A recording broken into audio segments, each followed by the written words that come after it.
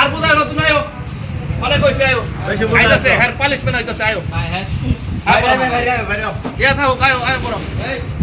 আর পালিশমেন্ট হয়ে যাইতাছে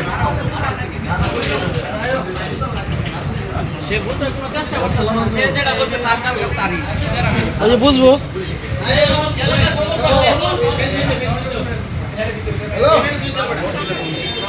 হ্যালো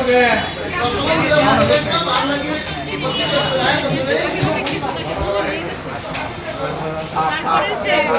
এখন বলতেছে 1-1.5 মাস আগেই করছে আমার 1-1.5 মাসও হয় না মানে 1 মাসও হয় না 1.5 মাস আগে তাহলে তো আপনাদের ইমান নাই ভাই কথা